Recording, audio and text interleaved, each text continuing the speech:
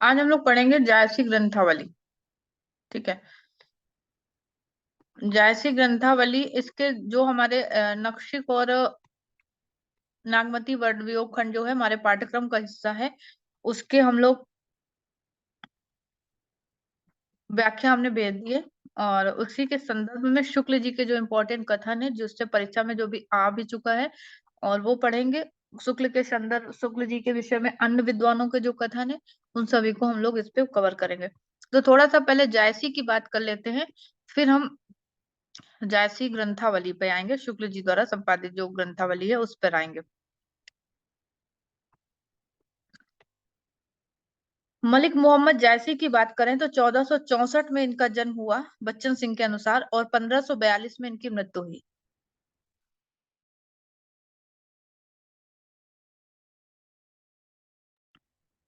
जायसी जी का पूरा नाम मलिक मोहम्मद जायसी। तो बच्चन सिंह जी लिखते हैं कि सच पूछिए तो इस काल के लोकप्रिय श्रेष्ठ कवि चार ही हैं। कौन कौन से? कबीर, जायसी, सूर और तुलसी। ये भक्ति काल के श्रेष्ठ कवियों के नाम बताए। इनमें से प्रत्येक अलग अलग काव्यधारा का प्रतिनिधित्व करते हैं। ठीक है। तो जायसी की बात हमने करी। जायस नगर धर्म स्थान उन्होंने अपने वर्णन किया है अपने जन्म के बारे में। और वे कहीं बाहर से आए थे, पाहुन के रूप में जायस में निवास करने लगे। ठीक है। और जायसी की बात करें तो उनके काव्य पर लोग मुग्ध थे। इसके लिए उन्होंने गर्वोक्ति न करके विनम्रता प्रकट की। कहते हैं, हाँ सब कबिन केर पिछ लग्गा, किछु कही चला तबल देही डगा। ये वो लिखते, गर्वोक्ति नहीं दिखाते, मतलब एक अपना विनम्र स्वभाव से वर्णन करते हैं। बच्चन सिंह जी लिखते हैं कि शेरशाह इनका रूप देखकर एक बार हंस पड़ा था। इसके उत्तर में इन्होंने कहा था, मोहिका हंसिस की कोहरई। कोहरई मतलब मुझे देख कर के हंसे हो, या मुझे बनाने वाले उस कुमार पर को देखकर आपको हंसी आई है, हंसते हो, या मुझे बनाने वाले पर। तो इस तीखे जवाब पर वो बहुत लज्जित हुआ। ये सारा वर्णन आता है। विजय देव नारायण शाही ने एक पुस्तक जायसी के विषय में, इनका आलोचनात्मक ग्रंथ है जायसी नाम से। ठीक है। तो विजय देव नारायण जायसी ने यह सिद्ध करने का प्रयास किया कि जायसी सूफी नहीं थे। अपने पक्ष के समर्थन में उन्होंने आईने अकबरी का ये सब हवाला दिया। चंद्रबली पांडे की शब्दावली उन्होंने ली। ठीक है। तो इस तरह से ये उनके मतलब सूफी होने की विषय की बात आती है।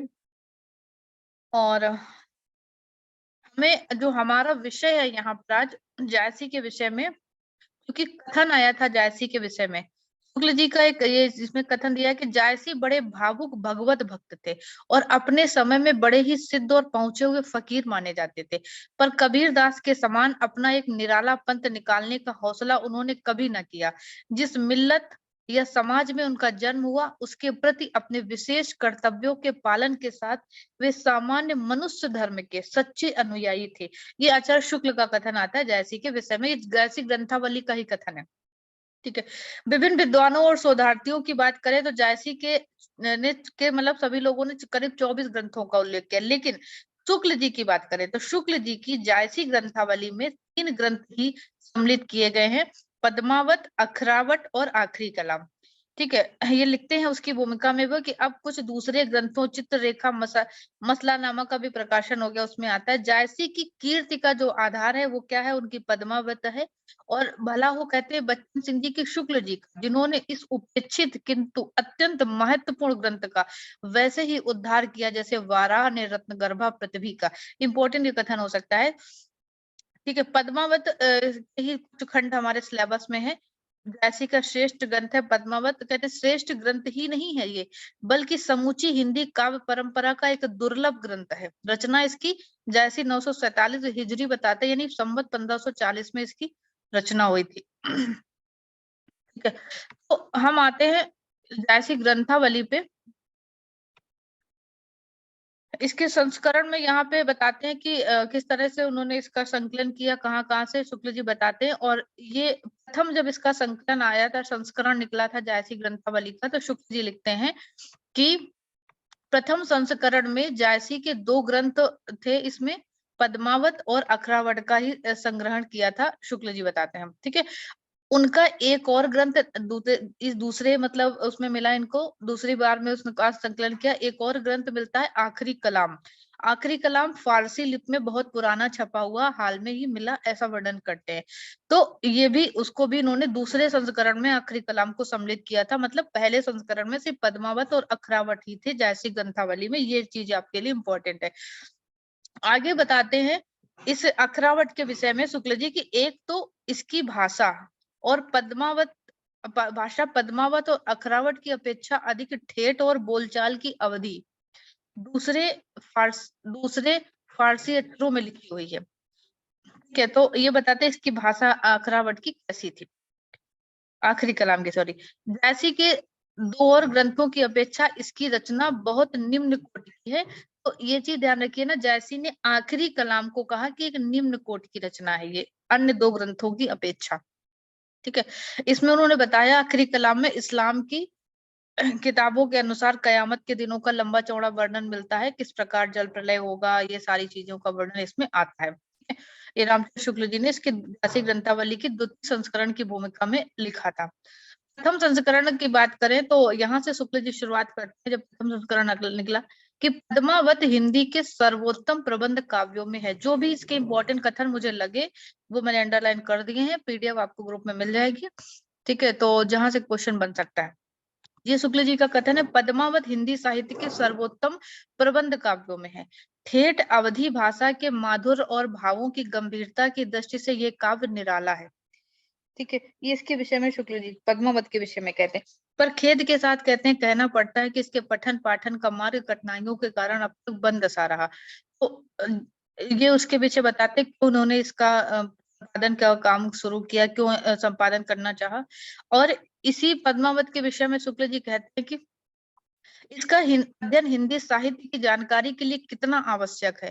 कहते हैं ये इसी से अनुमान लगाया जा सकता है। शुक्ल जी कहते हैं कि इसी के ढांचे पर 34 वर्ष पीछे गोस्वामी तुलसीदास जी ने अपने लोक प्रसिद्ध ग्रंथ रामचरितमानस की रचना की। यानी रामचरितमानस की रचना किस आधार पर हुई? पद्मावत के ही ढांचे पर हुई है। कहते हैं वही अवधि भाषा, वही दोहे चौपाइयों का क्रम दोनों में है, जो आख्यान काव्यों के लिए हिंदी में संभवतः पहले से चला आता रहा होगा। ठीक है, तो ये समानता बताते हैं जायसी की और तुलसी के, मतलब रामचरितमानस से। ठीक है, आगे इस पे आएंगे, इसके महत्वपूर्ण कथन पे। ये भूमिका में ही सारा कुछ वर्णन किया है इन्होंने, कहाँ कहाँ से ये लिए, कहाँ से ये रचनाओं का वर्णन मिलता है। फिर हम जायसी के विषय में जहां से वर्णन आता है वहां पे स्टार्ट करेंगे इसको आगे ले जाकर के।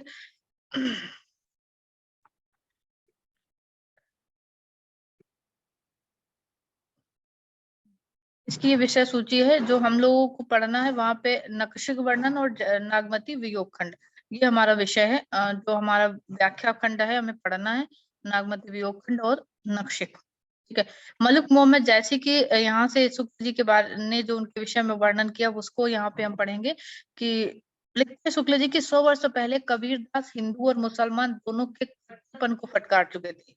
पंडितों और मुल्लाओं की तो नहीं, तो कह सकते हैं, पर साधारण जनता राम और रहीम की एकता मान चुकी थी। साधुओं और फकीरों को दोनों दीन के लोग आदर और सम्मान की दृष्टि से देखते थे। साधु या फकीर भी सर्वोपरि ही हो सकते थे, जो भेदभाव से परे दिखाई पड़ते थे।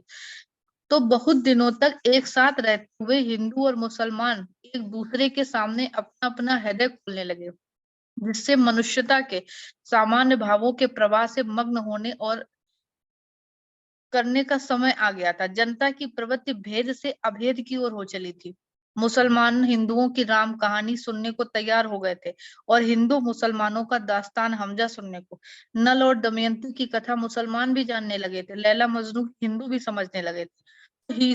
शुक्ल जी कहते हैं ईश्वर तक पहुंचाने वाला मार्ग ढूंढने की सलाह भी दोनों में कभी कभी साथ बैठकर करने लगे थे।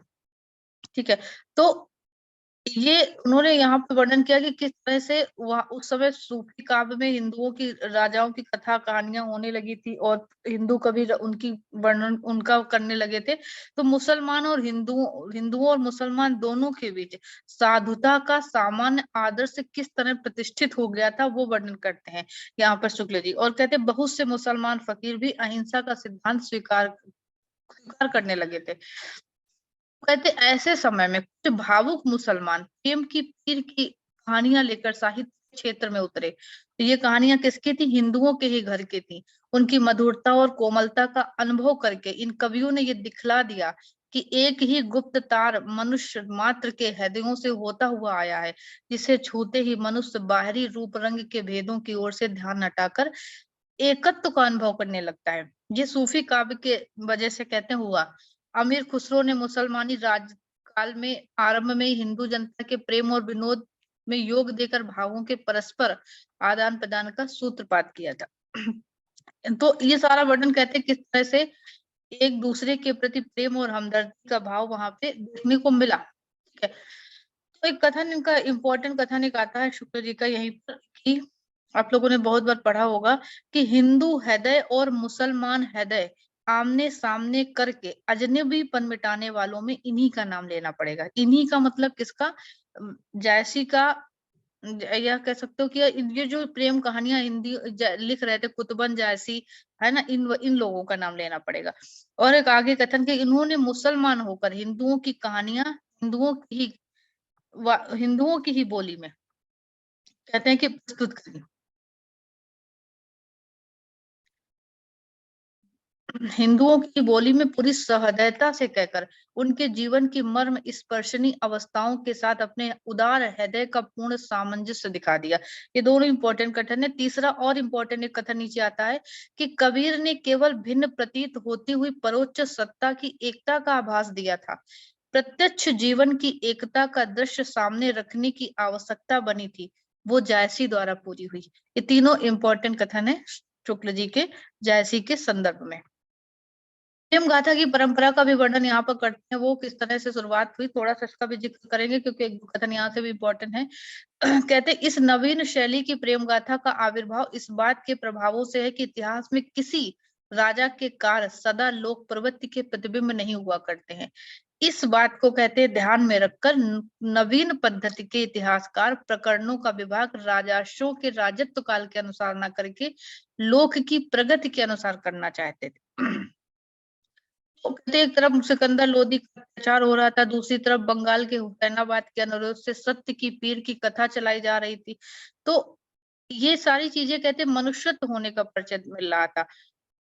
कुतुबन का जिक्र करते हैं, सूफी प्रेमाख्यान ग्रंथों का यहाँ पर वर्णन करते हैं कि कुतुबन चिश्ती वंश के शेख बुरहान के शिष्य से मृगावती नाम की इनकी रचना थी 909 हिजरी में लिखी, जिसमें चंद्र नगर के गणपति देव के राजकुमार और पंचन नगर के राजा रूपमुरार की कन्या का वर्णन है। तो ये आप सूफी परंपरा पे हम नहीं जाएंगे क्योंकि ये आप लोग पढ़ते रहे और इसमें वर्णन भी दिया है।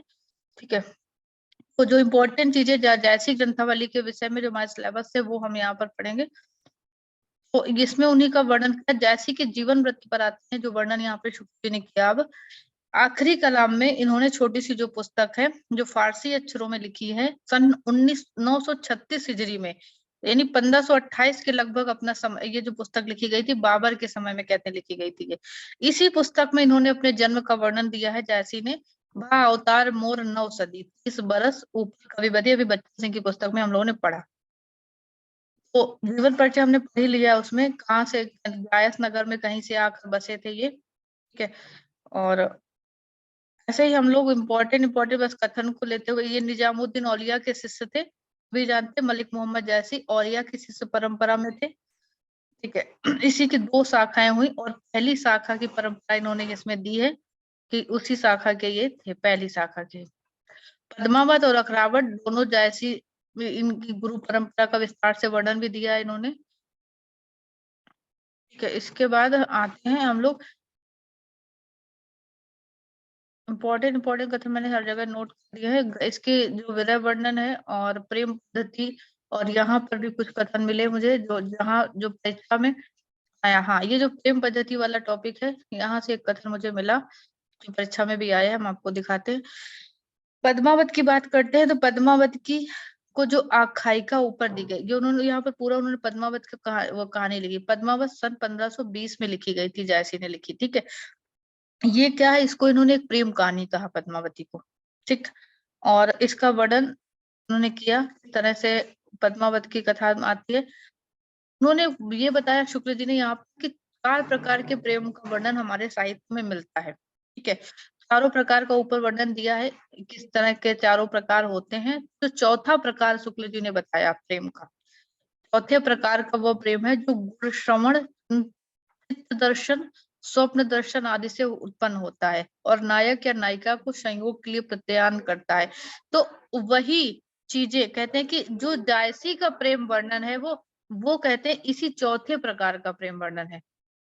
ठीक है, जायसी ने पद्मावत में जिस प्रेम का वर्णन किया वह चौथे ढंग का प्रेम है। इसमें वे कुछ विशेषता भी लाए हैं। जायसी के श्रृंगार में मानसिक पक्ष प्रधान है, शारीरिक गौड़ है। ये भी कथन यहाँ पर मिलता है, आप लोगों ने पढ़ा होगा कई पुस्तकों में इस कथन को, कि जायसी के श्रृंगार में मानसिक पक्ष प्रधान है, शारीरिक गौड़ है। ये इंपॉर्टेंट एक कथन मिलता है। कथन कथन पे ही जाएंगे क्योंकि फिर समय हो जाएगा, हम पढ़ भी नहीं पाएंगे आगे की चीजें। एक और बात बताते हैं, मेल कवि ने किया फारसी, कहते फारसी की मसनवियों का प्रेम एकांतिक, लोक बाह्य और आदर्शात्मक होता है। वो संसार की वास्तविक परिस्थिति के बीच नहीं दिखाया जाता, संसार की और सब बातों से अलग एक स्वतंत्र सत्ता के रूप में दिखाया जाता है, जो कि जायसी ने दिखाने का प्रयास किया अपने इस ग्रंथ में। और एक और यहाँ पे बात हमने नोट डाउन करी कि इश्क मसनवियों के समान पद्मावत में कैसे लोक पक्ष कैसा है, शून्य नहीं है। पद्मावत का जो लोक पक्ष है वो कैसा है, शून्य लोक पक्ष नहीं है। मतलब राजा जोगी होकर घर से निकलता है, ये कहकर कवि कहता है, कहते हैं कि उसमें मतलब लोक पक्ष की भी चीजें दिखाई पड़ती हैं। ठीक है, और आगे शुक्ल जी कहते हैं कि प्रेम का लोक पक्ष कैसा सुंदर है, लोक व्यवहार के बीच भी अपनी आभा का प्रसार करने वाली प्रेम ज्योति का महत्व कुछ कम नहीं है।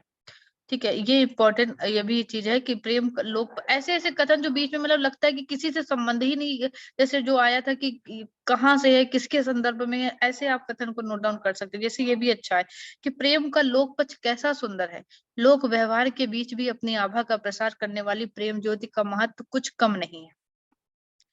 ठीक है, तो जैसी ने जो इसमें दिखाया, जैसे कि पद्मावत की ऐतिहासिकता और उसकी बात अगर करें तो शुक्ल जी कहते हैं इस ग्रंथ का पूर्वार्ध आधे से अधिक जो भाग है, भाग तो प्रेम मार्ग के विवरण से भरा है। उत्तरार्ध में जीवन के और अंगों का सन्निवेश मिलता है, पर वे पूर्णतया परिस्फुट नहीं है।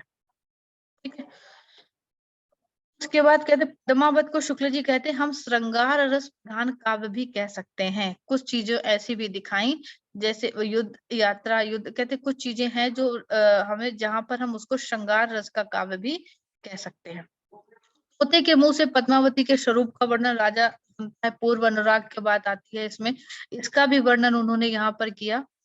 ठीक है, और आगे कहते हैं कि प्रेम दूसरे की आंखों से नहीं देखता, कवि ने यहाँ पर वर्णन किया।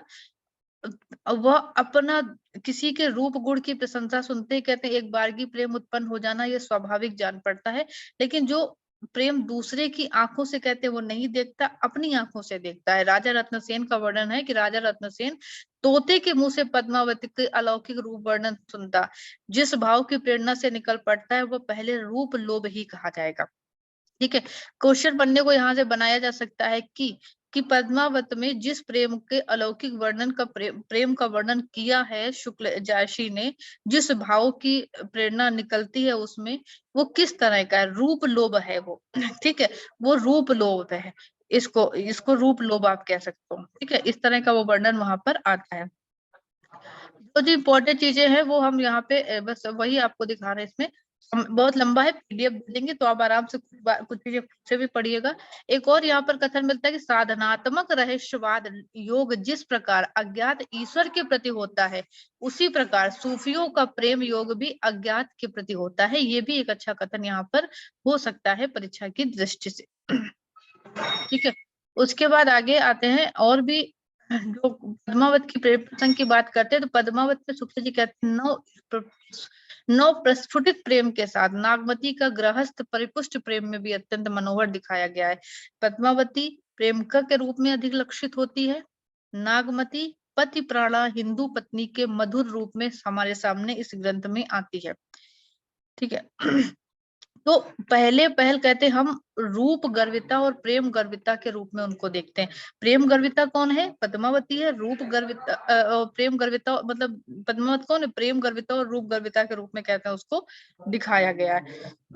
ठीक है, तो ये चीजें यहाँ पर आती है। उसके बाद हम आगे चलेंगे, वियोग पक्ष की बात आती है यहाँ पर।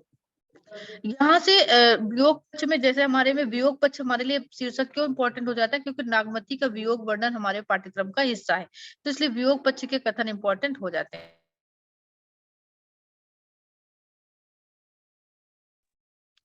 जायसी का विरह वर्णन कहीं कहीं अत्यंत अतियुक्त पूर्ण होने पर भी कहते मजाक की हद तक नहीं पहुंचने पाया है, उसमें गंभीर बना हुआ है, ये शुक्ल जी भी इंपॉर्टेंट कथन कहते हैं। यानी उसमें मजाक तक नहीं पहुंचा, शुक्ल जी कहते हैं गंभीरता बनी हुई है उनके प्रेम वर्णन में। ठीक है, जो यहाँ पर उन्होंने बताया। तो आगे उन्होंने वर्णन किया। एक और कथन यहाँ पर आता है कि ऊहात्मक पद्धति का 2-4 जगह व्यवहार जायसी ने किया है। तो ये कथन एक बनता है यहाँ पर, पहले से भी इसमें अंडरलाइन था कि विरह ताप के वेदनात्मक स्वरूप की अत्यंत विशद व्यंजना ही जायसी की विशेषता है। ये इंपॉर्टेंट कथन हो सकता है, नागमती के संदर्भ में भी हो सकता है और जायसी के संदर्भ में, कि विरह ताप के वेदनात्मक स्वरूप की अत्यंत विशद व्यंजना ही जायसी की विशेषता है। इन्होंने अत्युक्त की है और खूब की है, पर वो अधिकांश संवेदना के स्वरूप में है। ठीक है, ये इंपॉर्टेंट कथन नोट डाउन करिएगा। उसके बाद हम आगे आपको और एक इंपॉर्टेंट कथन दिखाएंगे। एक और इसी में आता है, विरह ताप का वर्णन कवि ने अधिकतर सादस्य संबंधी संबंध मूलक गौड़ी लक्षणा द्वारा किया है। ठीक है, तो जायसी ने जो विरह वर्णन किया है, विरह ताप का वर्णन, तो वो सादस्य संबंधी गौड़ी लक्षणा के द्वारा किया। गौड़ी लक्षणा पड़ी ना, व्यंजना लक्षणा के बेस शब्द शक्ति, तो गौड़ी लक्षणा द्वारा वर्णन यहाँ पर किया गया है। ठीक है। हाँ, इसके बाद एक और आता है कि जायसी अनुमान या ऊहा के आधार के लिए ऐसी वस्तु सामने लाए हैं जिसका स्वरूप प्राकृतिक है, जिसे सामान्यतः सब लोग जिससे परिचित हैं। ये वर्णन वो यहाँ पर ये भी लिखते हैं, इस ऊहात्मक पद्धति की बात आती है। उसके बाद और आगे थोड़ा सा चलेंगे, भी कथन ऐसे मिलते रहते हैं बीच बीच में, तो आगे और आते हैं।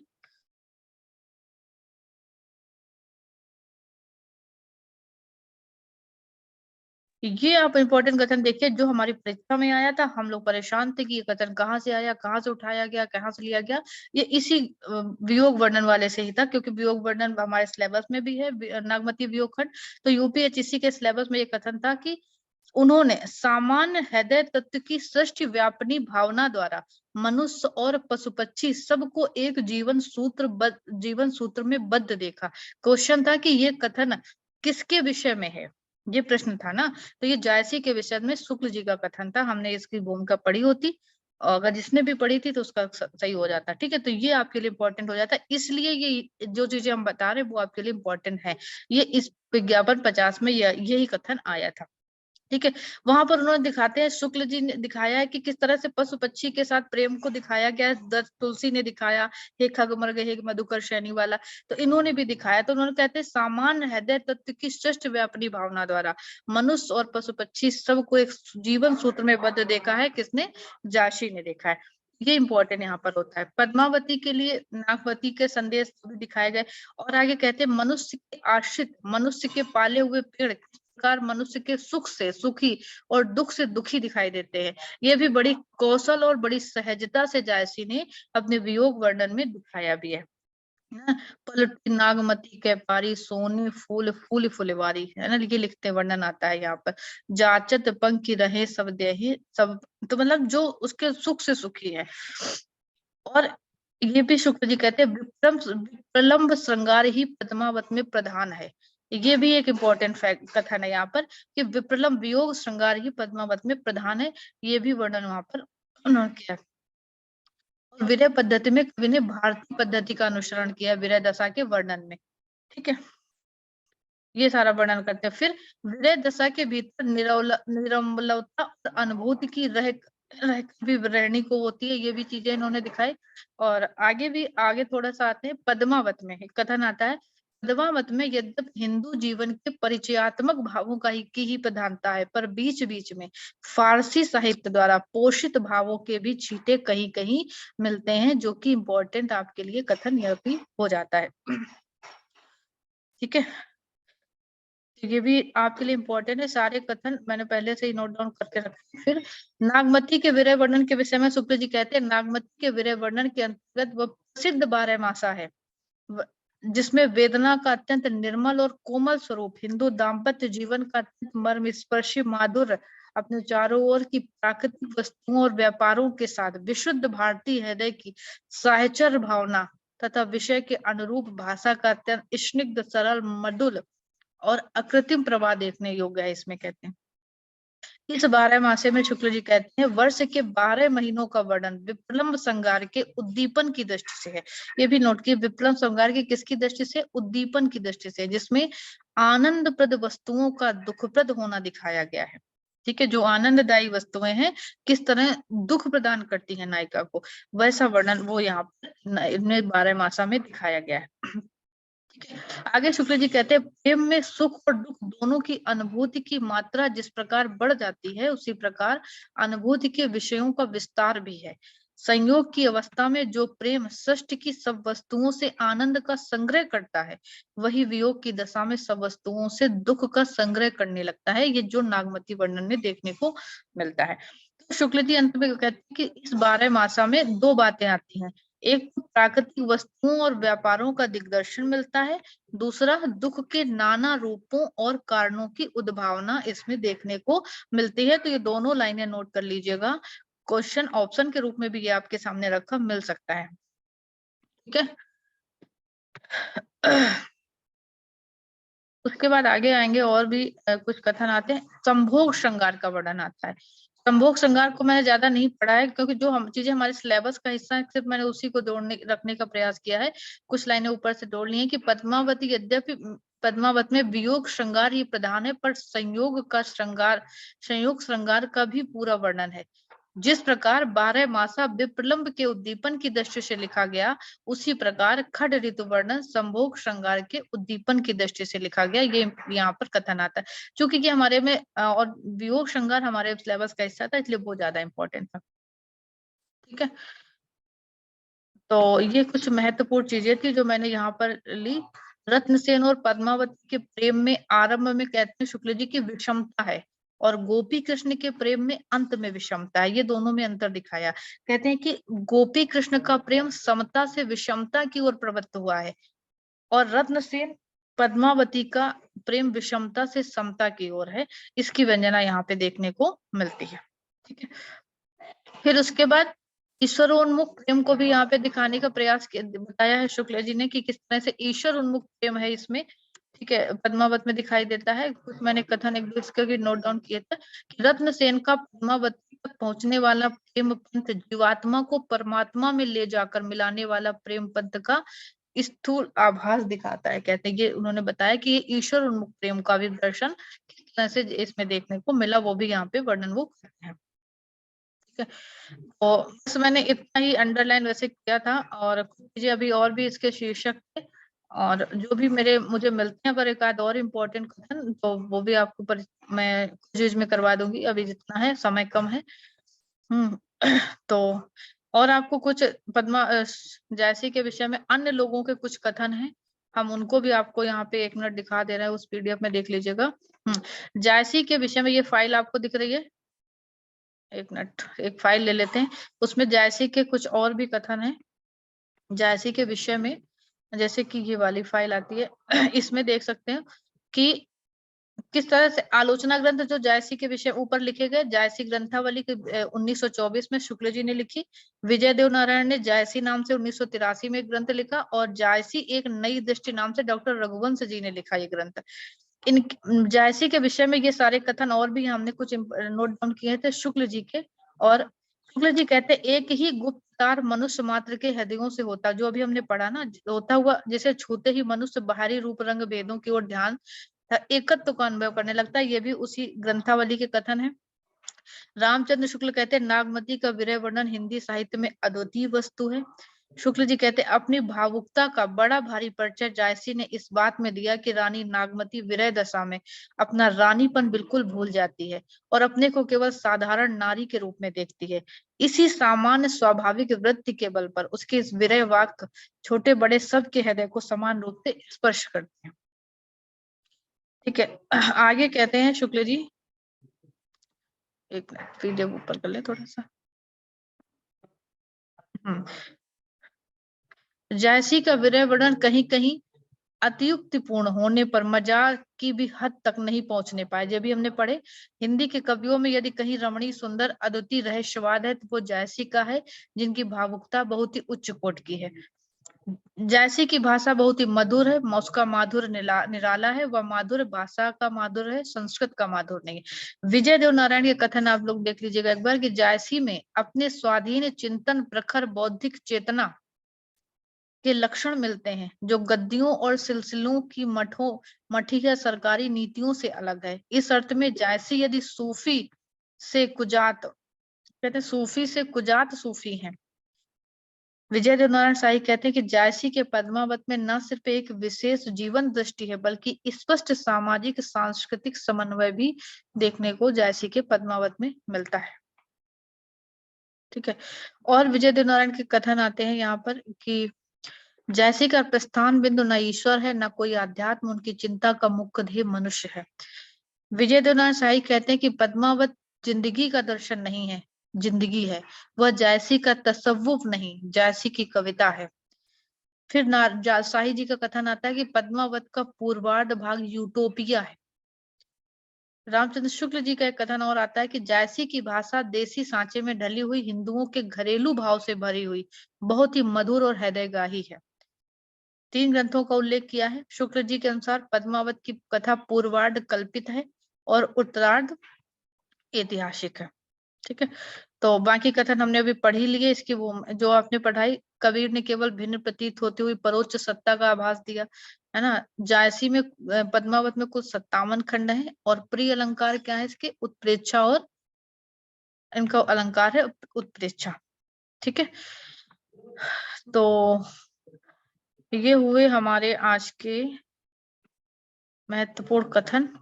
और कुछ और फैक्ट में आपको 1 मिनट दीजिए जरा, आधा मिनट का थोड़ा सा टाइम बचा है, ज्यादा नहीं है। उसमें कुछ चीजें और दिखा देते हैं इनके संदर्भ की, जो कोई भी पॉइंट इसका आपका छूटे ना। ठीक है, तो यहाँ से भी आप लोग कुछ चीजें देख सकते हैं। सूफी मत के विषय में ये हमने पूरा ये नोट्स बना दिया है सूफी के, तो ये पूरा आप लोग पढ़ लीजिएगा, चूंकि इसमें बस हम आपको जायसी वाला पार्ट यहाँ पे दिखा देते हैं।